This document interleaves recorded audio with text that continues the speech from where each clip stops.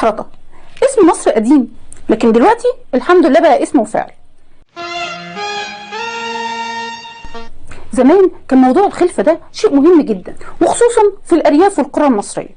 طب اللي كانت بتتأخر بقى في الخلفة شوية ما كانتش بقى زي دلوقتي وتروح تلف على الدكاترة، كان بس قدامها حل من اتنين.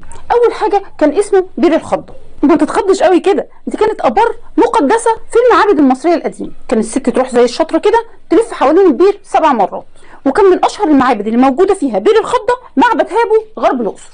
أما بقى الآبار دي لو ما جابتش نتيجة فما كانش قدام الست المصرية إلا التحريتة، ودي اللي جه منها لفظ كحرطة، اللي دلوقتي مش محتاجين واحدة ما بتخلفش يعني عشان تتكحرط.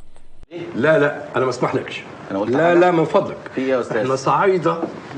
لا الحمد لله كلنا متكحرطين، لكن التحريتة دي زمان كان فيها الست دي بتتعرض لصدمة شديدة جدا، وده كان لسبب مقنع جدا، ان جهازها التناسلي يتعمل له ريستارت كده عشان يشتغل.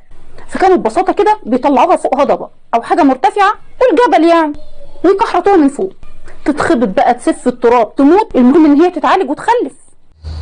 متي أنا آسف. ولما تيجي تقول لي بقى يا على ايام زمان واللي كانوا بيعملوه، اقول لك اسكت، ده في تحريته موجوده لحد النهارده، موجوده في قريه سوهاج، وعلشان يوفروا علينا المشوار بقوا يكحرطونا كده في اي حته دلوقتي عادي. ودي كانت كحرطتنا النهارده، قصدي قصتنا النهارده. يا رب تكون عجبتكم، واستنوني في حاجات حلوه كتير من معرش حاجه. باي باي.